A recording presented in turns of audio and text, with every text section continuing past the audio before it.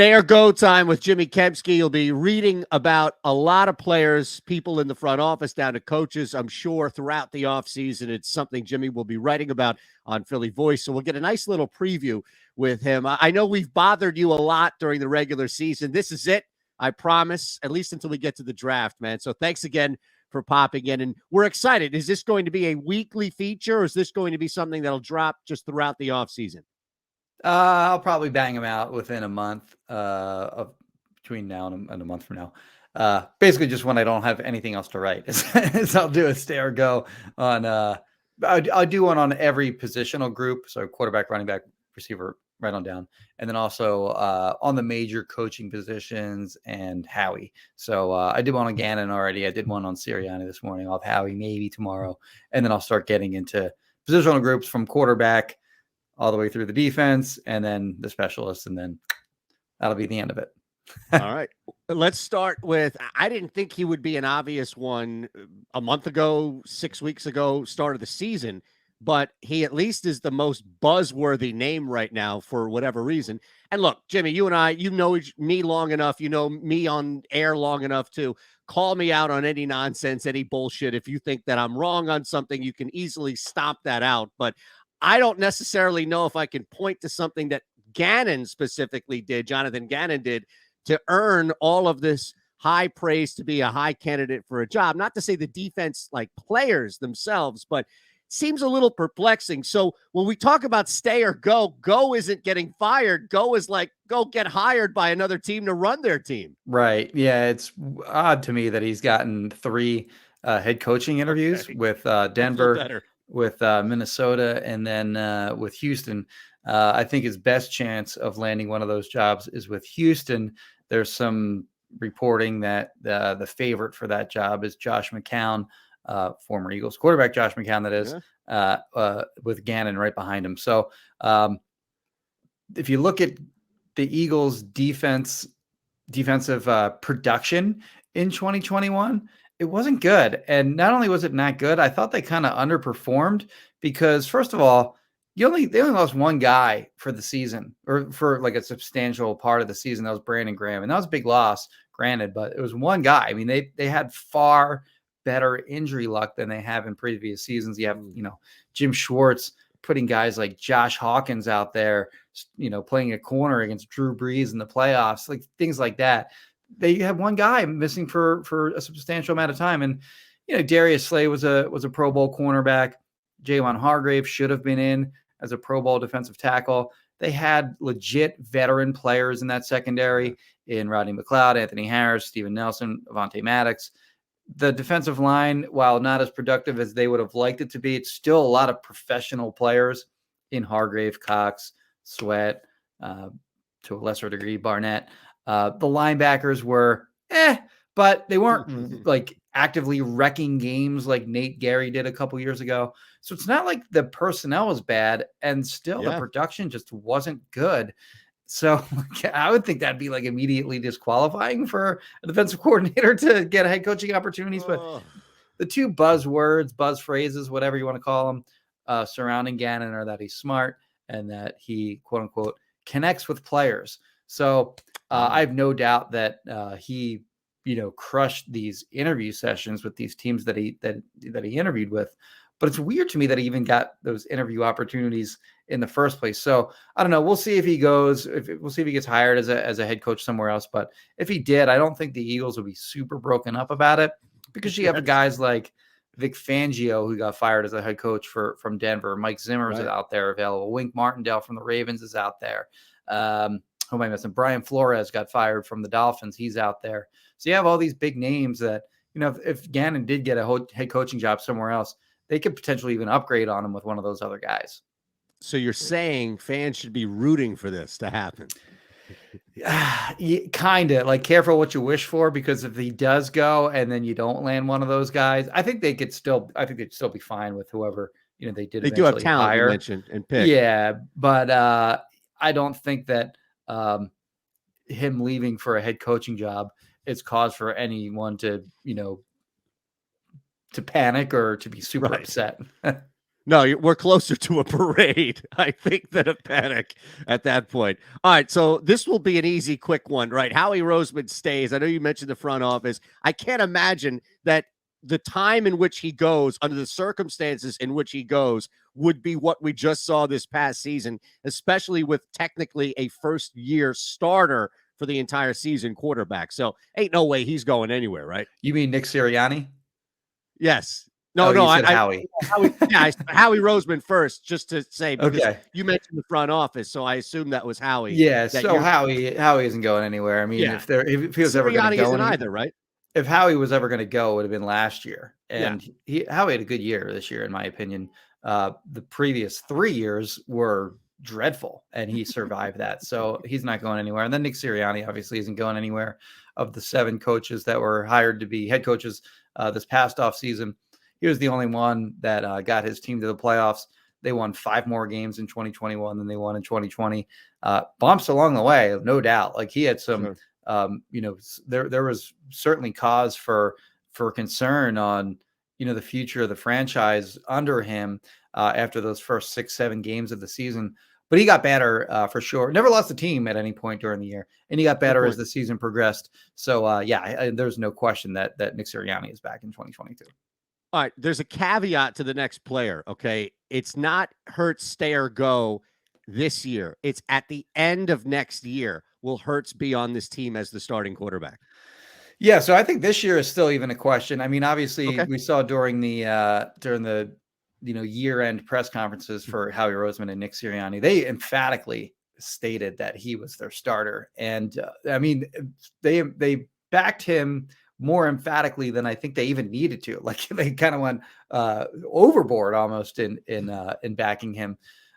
So I mean, that's certainly a check mark in Hurts's favor in terms of the possibility of him being the quarterback in 2022. But at the same time, if some kind of offer presents itself for Russell Wilson, or if they really like somebody in the draft, the idea that they emphatically backed him really doesn't mean anything, because a year ago, Howie Roseman says losing Carson Wentz would be like losing his fingers. The year before that, he says, we have to get younger this year. And then that offseason, they wound up signing a bunch of old dudes in free agency. So they don't always actually do what they say they're going to do during these year-end press conferences. So I don't know. I think it remains to be seen whether Hurts will be the starter in 2022. But if, they can't substantially upgrade on him either with an established, near elite veteran quarterback or with, a prospect in the draft that they feel has tools that are substantially better than what Hurts has, then they can feel at least, somewhat comfortable with him being their starter in 2022 based on, some of the improvements that he made this past off season. But I don't look at the quarterback situation right now as one that is definitely, Hurts is in 2022, despite what they said during those year-end press conferences. All right, let's hit a couple of other players here, including some more on the offensive side. I think the fans wouldn't even ask this question. It would be a when matter of that as opposed to will, but that's Jalen Reagor. So the team you mentioned also was pretty confident, at least vocally, verbally, if you will, take that for what it's worth, about Reagor. Stay or go, Jalen Reagor. He's going to be back. I don't think there's really any question about it. And I know that fans are not going to be happy about that, and I don't blame them. But the reality is Howie Roseman has control over the 53-man roster, and he drafted him in the first round, and he's been with the team for 2 years. He is not going to call that a loss after just 2 years. And I do think that it was noteworthy that they at least did say that he needs to be more productive and better than he was this past year, which they don't often do. But I feel like they only do that if they still, intend on having that guy around. So Nick Sirianni went even as far as to sort of rank the receivers. He said that Devontae's R1, Quez is R2, and then Reagor's R3. I don't know if necessarily Reagor will be the 3 when the 2022 season begins, depending on what they do in free agency and in the draft. But yeah, he's a first round pick again. And they only have 2 legitimate NFL wide receivers on the roster right now anyway. So he's going to be back. And it's not like they're going to find some other team somewhere else in the NFL that's looking at what Jalen Reagor did and then they're like, well, you know what? We got to go trade for that guy. So it's not like they're going to trade him for anything, and they're not going to cut him. So he's going to be back. Jason Kelsey, has he played his last game as an Eagle?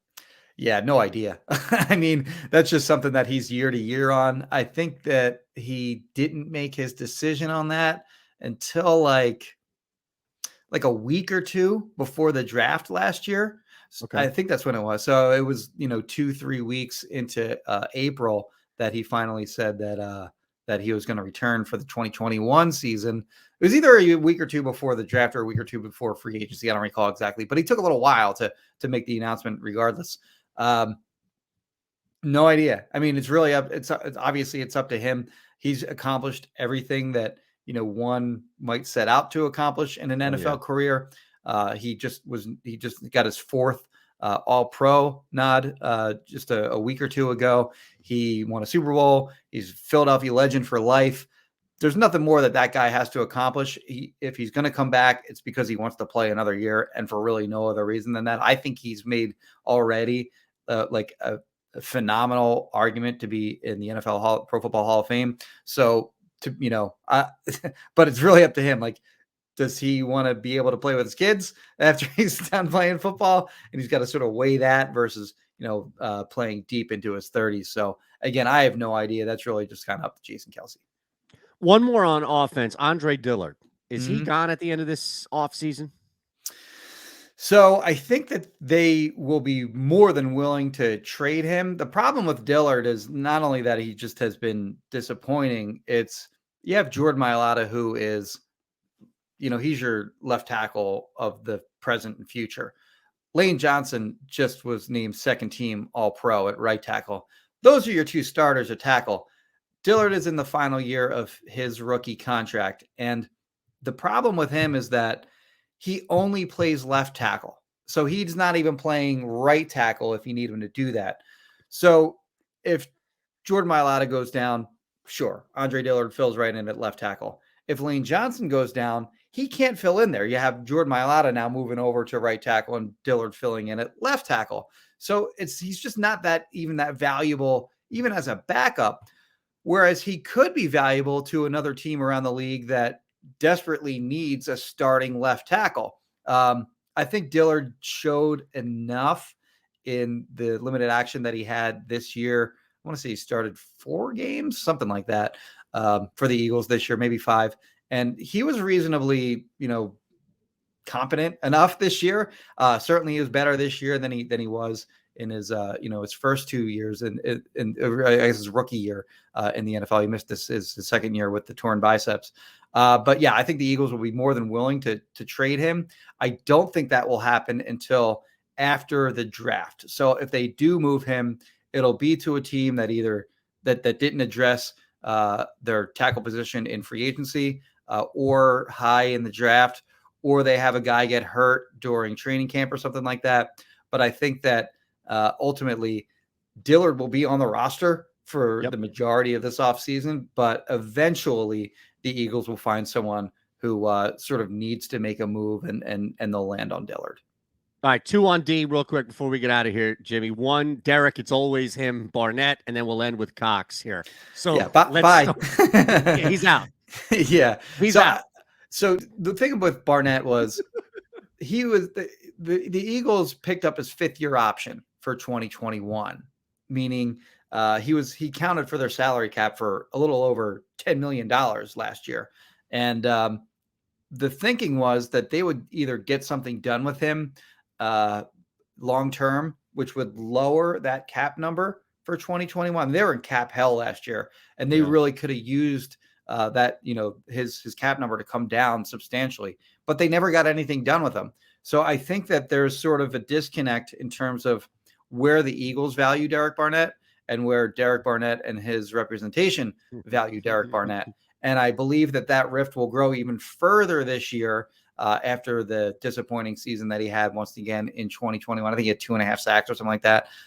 And, he had more penalties, substantially more penalties than he did sacks this year. Ridiculous. So I think ultimately they'll let him walk in free agency. They're not going to tag him or anything like that, obviously. And I don't think they'll get anything done with him before free agency begins. And I think Derek Barnett probably also ready to move on to a new team as well. So it all kind of lines up. I think he's going to be elsewhere in 2022. All right, last one. Let's end with Fletch here. What happens with Cox?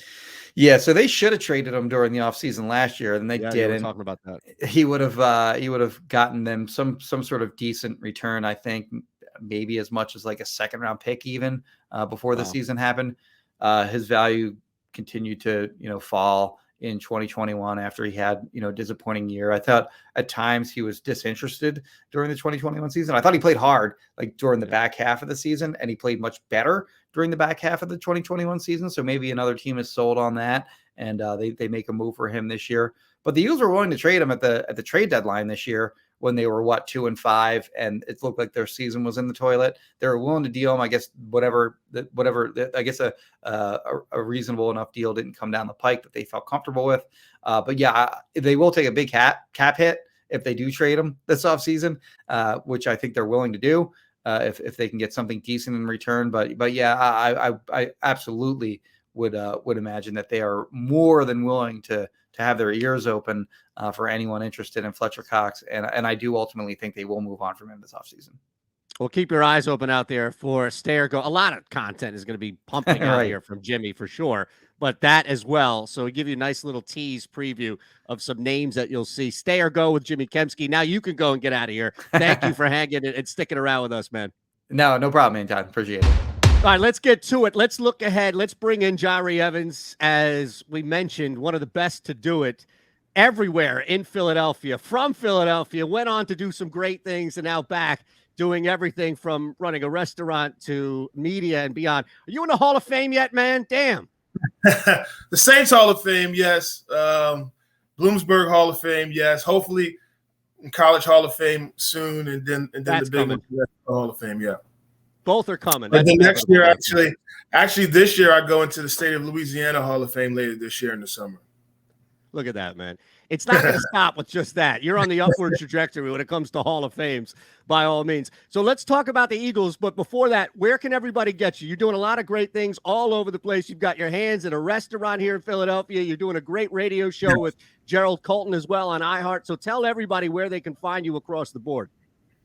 Yeah, man. My bar, restaurant, lounge is Venue. It's at 13th Packer Avenue, right next door to the new live casino. I also do a show every Monday on Fox Sports The Gambler with Gerald Colton. It's called the All Pro Philly Show. And you can find me on Instagram, J.Evans_73, and Twitter is J_7Trey_E, but Jahri Evans everywhere on Twitter, Facebook, and Instagram. All right, so first and foremost, you're the general manager, right? You played the game at the highest level. You know how this thing works from a business standpoint. You've got a couple of draft picks in your hands. You can build the defense, bring Jalen Hurts back, or you can maybe be a little aggressive in the quarterback market. I know we all have an idea, maybe an inkling of what the team was going to do. What would Jahri Evans do? Well, I mean, I think they got, maybe like 10 draft picks or something like that. They have a lot. I would start on the defensive side of things for sure. I think you accomplished a lot on the offensive side of things, especially in the running game. I think the O-line is pretty solid. Your receiving core is coming along. You get some young guys like Watkins to step up, next season. And but I really think you need to shore up the linebacker core and get a pass rusher, and then maybe a few guys in the secondary. And I think you can get some later guys on the outside for your wide receivers later in the draft that complement what you already have going on offense. What is Jalen Hurts like? What is the most tangible thing that Jalen Hurts can work on, can really get accomplished this offseason? Right. It's unfair to ask him to turn into Tom Brady, Aaron Rodgers, Russell Wilson throwing the football, even to what we saw like Lamar and Josh Allen improve throwing the football. So in one offseason where we anticipate he's going to be the starter moving forward, at least for this year, what can he actually accomplish to where we can see a difference and improvement, if you will, next year? I think just get better at reading defenses and understanding, what the secondary is trying to accomplish, and being better in his progression through his receiving progression. and maybe not getting spooked as much. I think when, he had the line wasn't all together the old season. They had different line change-ups. So I think that's going to help next year, making sure that the guys up front is healthy and also the running back core is healthy. I think the coaching staff will evaluate how they called the plays this year for Jalen Hurts. I think with his run game, with the run game that they have and the big offensive line they have, maybe sprinkling in some more play action and less RPOs. I think that he can use his legs and manageable down and distance to get those first downs to where you can still have Jalen running around and creating things with his legs. But I just felt like this year with the RPO, defenses forced him into keeping the ball in his hands instead of handing it off to the running back with giving him those different looks. How often do you guys, when you played, and look, I mean, Super Bowl to Hall of Fame career, you had some rough years, not individually. I know you were always at the top, my friend, but the team maybe didn't play as high as you would like. Do you ever, or maybe it's the opposite, right? Maybe you look back and you guys had a winning season, or you come away with not a Super Bowl winning season, but like the Eagles, you're above as opposed to below when it comes to your record. Do you ever look back and think, man, we got some breaks? Because the Eagles, they stayed healthy at some key spots. They never really got hit with COVID by any means. They had a really favorable second half schedule. I'm not justifying or explaining away their job, but I wonder, as a player, do you ever look back, or maybe even as a front office individual, look back and think, we got a lot of breaks to finish 9-8 or 10-7 this year?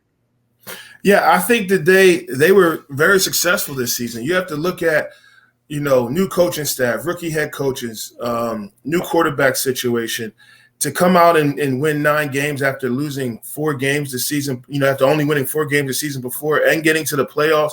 That is a victory. Everybody said it was a rebuilding year. And a lot of times when you're, rebuilding, you don't get the opportunity to play a playoff game. And they did. They were top 10 in a lot of categories on offense, and they were very, 10, 11, 12 in categories on defense as well. So this team got better as the from training camp to the playoffs. They got better. And this year was a little different. You only had 2 preseason games. You had less evaluation time for a rookie coaching staff, and these guys still got 9 wins and probably should have had 11 wins, and they got to the playoffs. So that's a win, and it's just how do you build from there?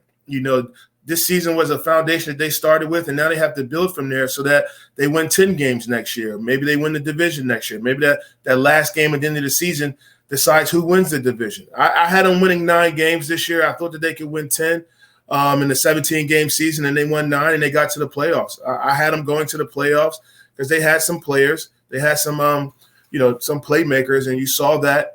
And they managed the injuries that they had, and they were still able to put up, 9 W's to get to the playoffs. So that's a successful season to me. Now, are you like, Philadelphia homer every year, like my squad's going to win 12 games, type 9-10 this year, or was that like a legit prediction? It was a legit prediction. I just looked at the division. I saw the division. I thought that they had a chance to win the division. The Cowboys definitely had more stars, more veterans.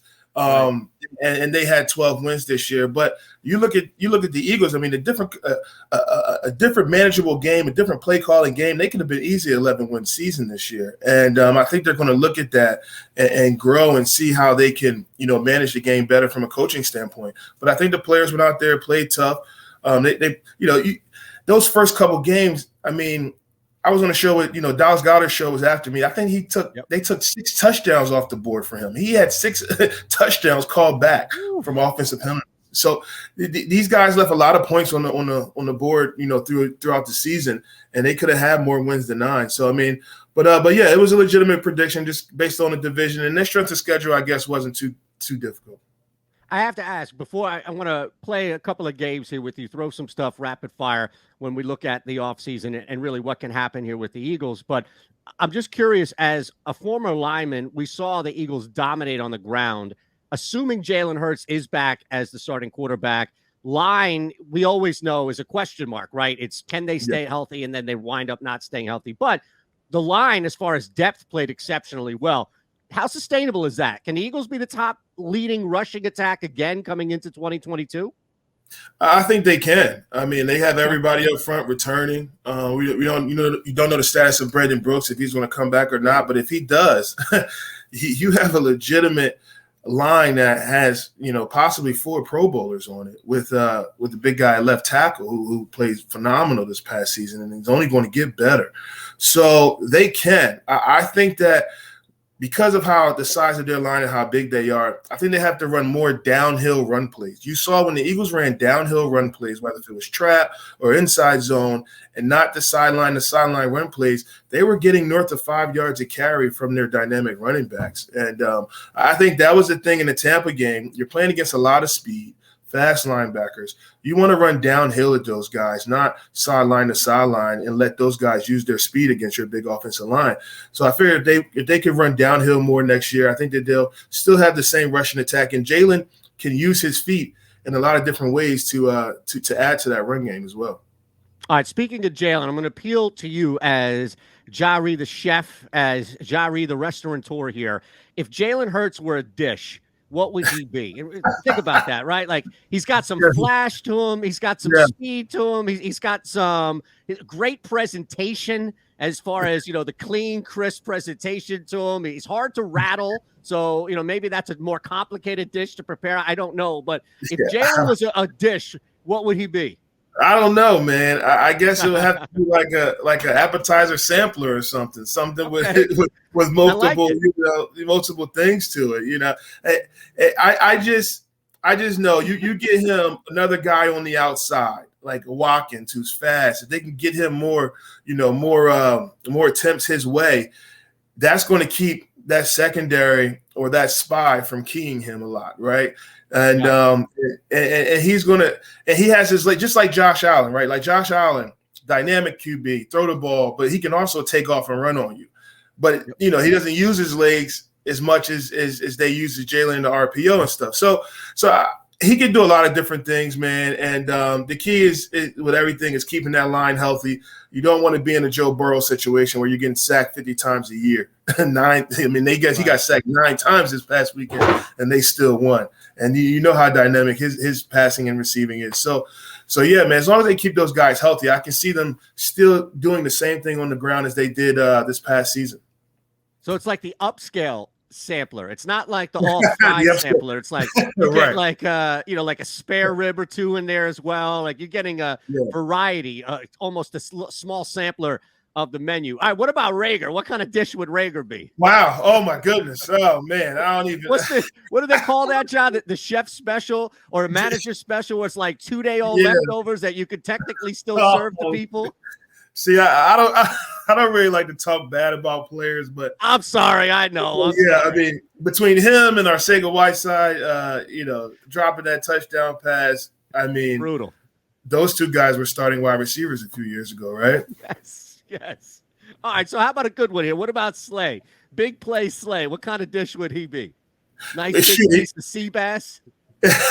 He's gonna be them Pro Bowl wings that we always get when we in Hawaii. That big dish of Pro Bowl wings, because he's the guy in the Pro Bowl this year, right? I think he's the Pro Bowl. He went to the Pro Bowl this year. So I mean, him and Rodney McLeod, coming on later in the season from his injury.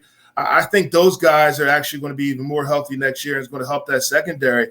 And Avonte in that slot, man, he really shut down that slot and held it down, all season long. And, the guys on the edge, they get it together. They can play a lot more man next year and maybe bring some linebackers. I think that's where you're going to see that defense thrive. And then get a pass rusher, man. If Sweat, got more plays this year, I think he's the best pass rusher out of that whole group up front. Aaron Rodgers, you know me. I got to ask about him, man. I'd get roasted here on this show back at Philly Voice. The editor's like, what? You didn't ask Ja about Aaron Rodgers? What do you think he's going to do? I know you don't know what he's going to do. Or maybe you do, but you wouldn't tell anybody outside of Gerald, and you'd save it for your own show. And rightfully so. You would want to break that news for your own benefit. But in your heart or your gut or your head or whatever body part you trust, Ja, what do you think Aaron Rodgers is doing? Honestly, I don't know, man. I think that he's a little bit frustrated, as he voiced earlier with management. But I heard that's kind of patched up a little bit. But I think the key factor what Aaron does depends on what they do with Devontae Adams. I think he's a free agent this year. If I think Devontae doesn't come back, I don't see A-Rod coming back. I see if they sign, Devontae back, which I think they should. I can see A-Rod coming back. They got to get healthy up front. Dave Bakhtiari missed a lot of games. That line has shuffled out. It was a new line for a lot of those guys this year. But they got a lot of good players. And, maybe A-Rod's just tired of the cold, man. He's a college guy.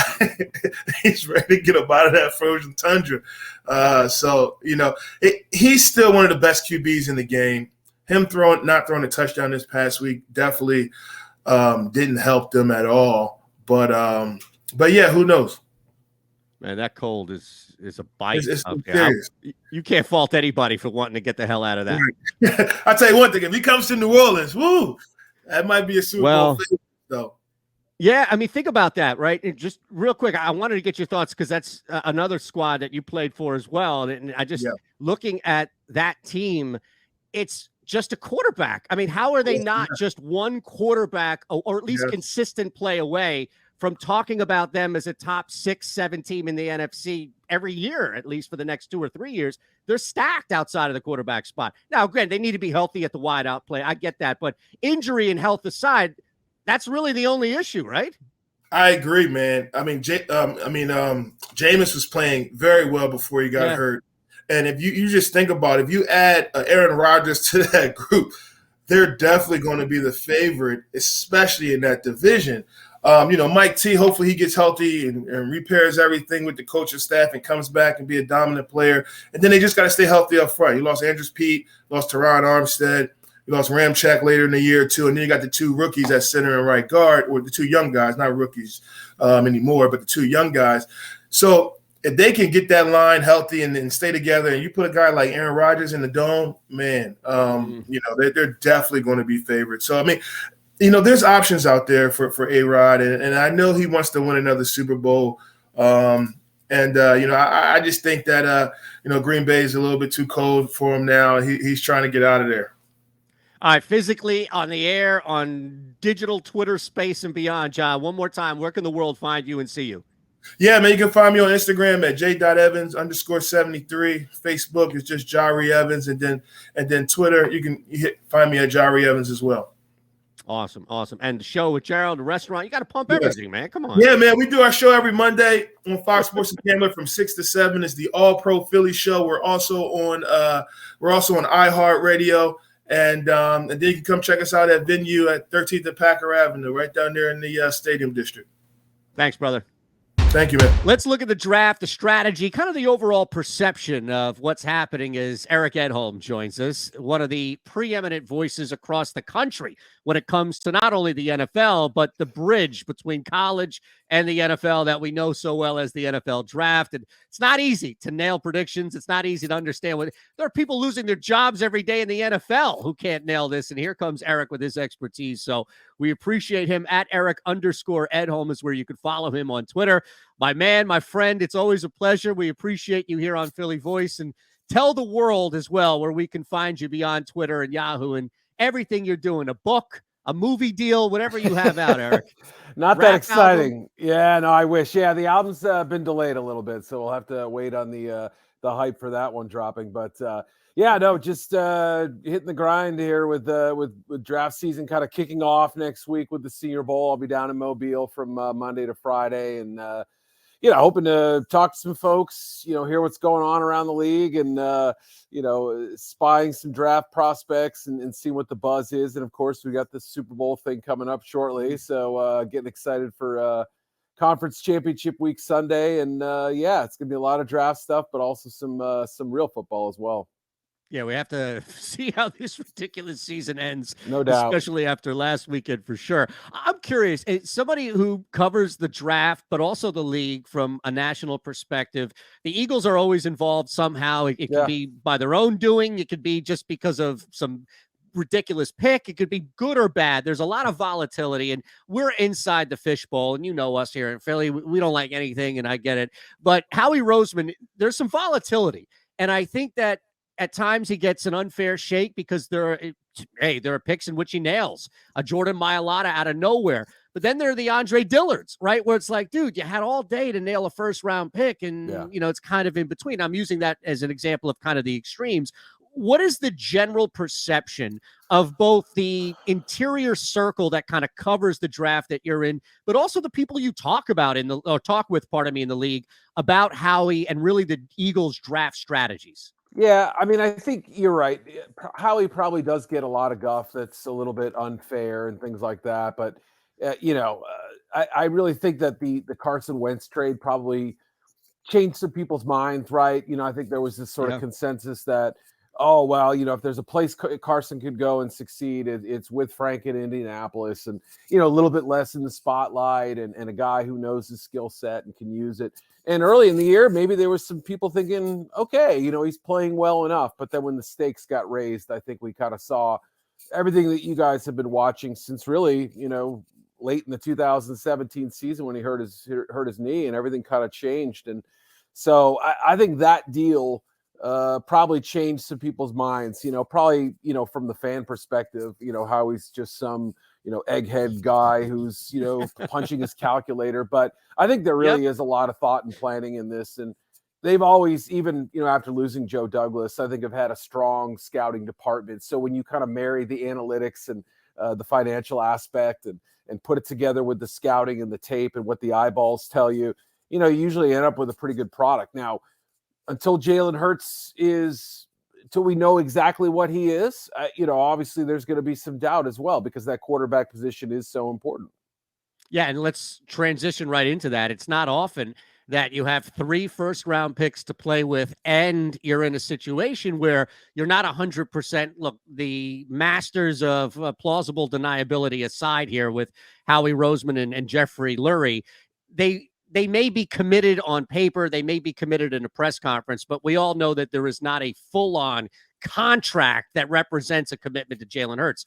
Point being, as you alluded to, Eric, that there could be movement. So before we even look at the picks, the currency value of these picks as far as moving up or down on the board, do you anticipate the Eagles using 1, 2, or possibly 3 picks in the first round to bring back a quarterback of note in this offseason?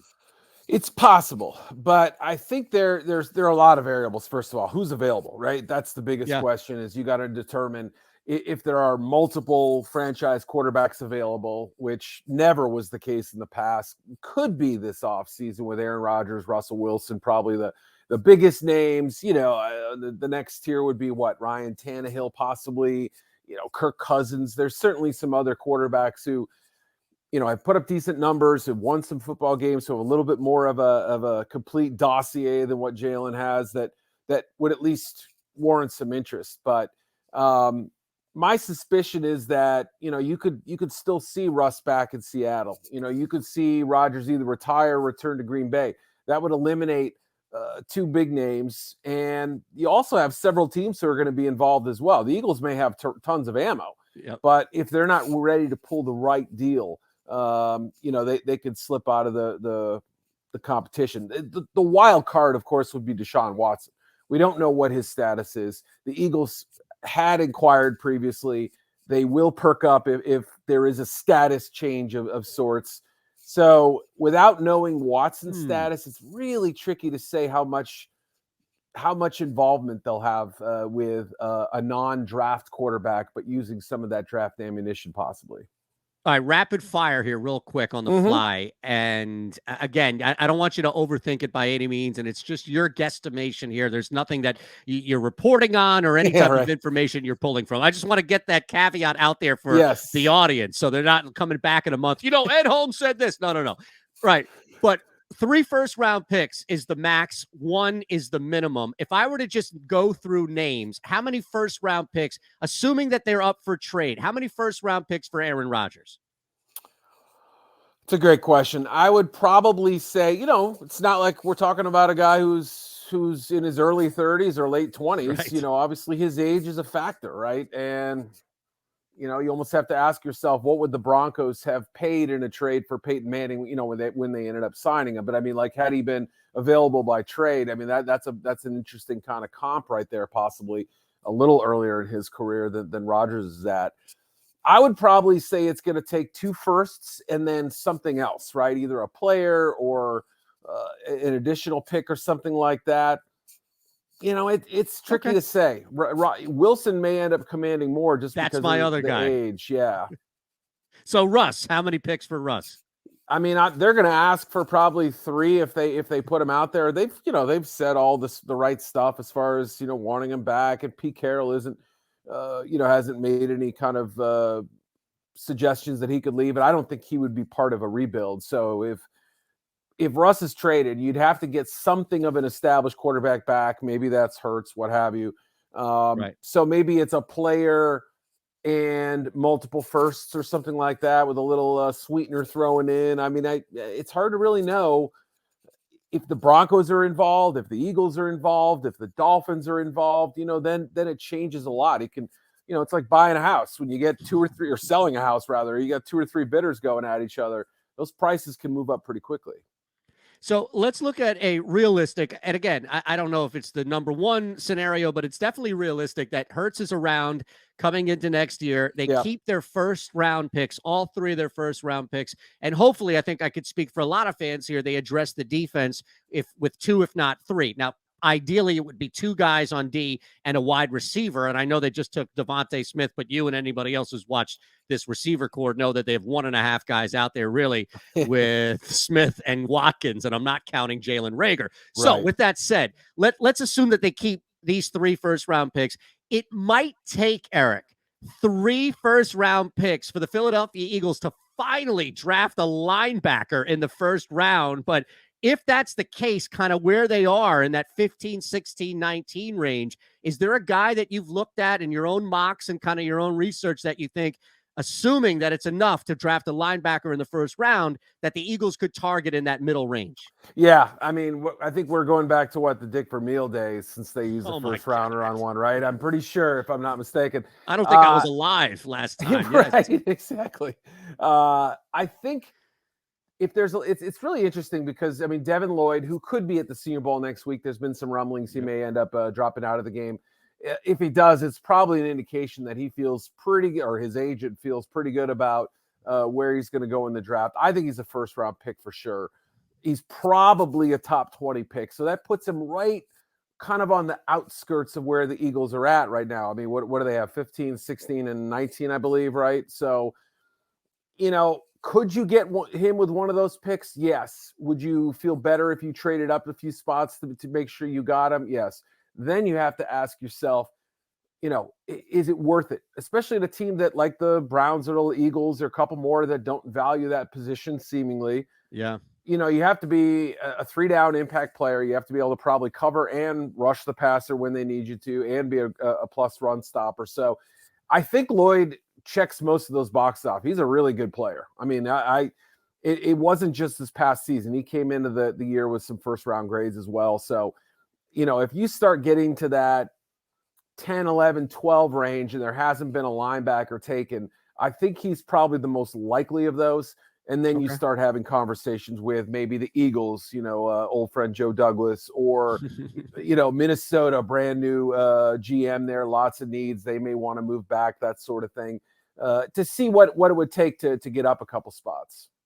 All right, so same type of question, but I think the option, because we'll leave that 3rd pick open for a wide receiver before we get out of here, Eric, but same question, same approach, but I wonder, in that middle range of the first round, would the Eagles be better off addressing a pass rusher, which they need, or adding somebody in the secondary, which they also need?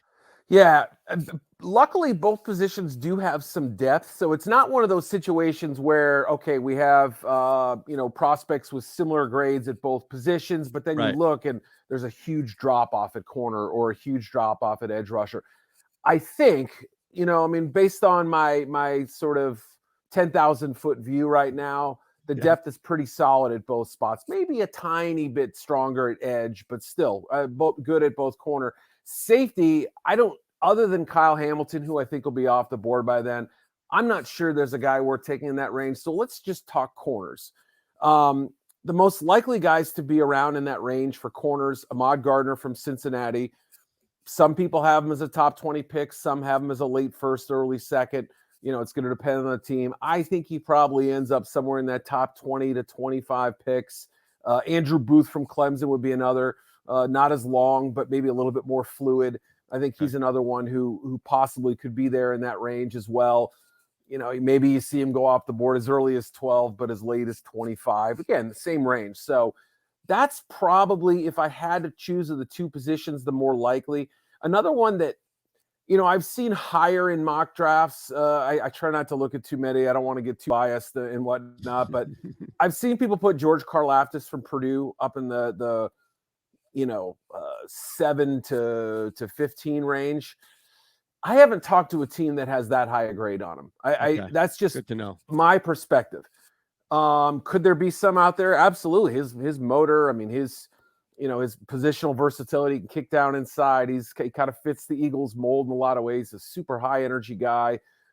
His length isn't great, but he's got good girth and he plays with some strength and tenacity. I think you could probably sit back at 19 if you wanted and get him. That's my suspicion as we sit here today. But all right, other edges, I would say maybe you wait a little bit. Jermaine Johnson from Florida State would be the other guy. That's the other one that I really like.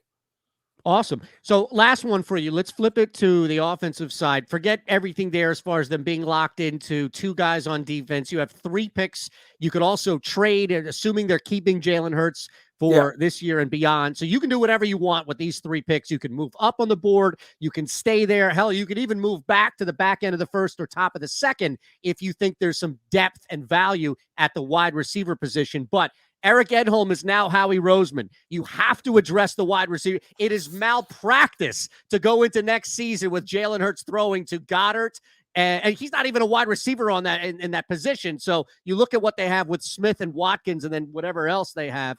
So what are you doing to address that in the first round? Yeah, so let's say, just hypothetically speaking, your first 2 first rounders, they use them both on defensive players. Again, just argument's sake, even an offensive lineman, what have you. But you get to that point where you feel like there is still a quality wide receiver here. I think the 4 who possibly could be in that range and worth taking at that spot, both Ohio State guys, Garrett Wilson and Chris Olave, I think fit that bill. I would say Treylon Burks from Arkansas. We'll kind of go through them individually in a minute. And Drake London from USC would be another. Jamison Williams from Alabama is probably a first-round pick. You have to ask yourself, coming off a torn ACL in the national championship game, likely PUP list candidate to start the year, are we willing to wait? If so, and you want a speed guy with some length and some great yards after the catchability, he's your dude. That's just going to be an individual preference. But for now, let's kind of put him to the side. I suspect London's going to really kind of bubble up the more we get into this process. You don't average 135 yards a game. He got hurt, but it was still 8 games that he did this, and have that kind of length. He's sort of a volleyball type of athlete at the position. Would be a complement, a different type of player to what you have with Devontae. He's fascinating. Olave is such a crisp route runner. Garrett Wilson, great body control, yak ability. To me, Garrett Wilson is a little too close to what you have in Smith. If you think you can succeed with those 2 guys, fine. You have Dallas Goedert, a bigger target. You have, the backs who can catch the ball. It wouldn't offend me. But if you want a little bit more of a variety at your receiver position, Burks and London are just different from the other guys. Burks is more A.J. Brown meets Deebo Samuel, but bigger. Like 6'2 and a half, 228 pounds. Big guy who can run the ball, throw the ball, and catch it from a variety of places. And London is more of that. I wouldn't say he's Mike Evans. I don't want to go overboard, but that style of receiver, longer, kind of a jump ball specialist. Awesome. Eric, appreciate you, man. One more time, at Eric_Edholm. Yahoo is where we can find you as far as everything from the NFL to the NFL draft. Anything else that we can get you on? You want to get out here on your way out? Yeah, that's about it. I'm all in Senior Bowl mode here as of next week, so I'm excited for that. First trip I've taken in forever, so for work anyway. So that'll be fun to get out and stretch my legs a little bit. Thanks, Eric. All right, man.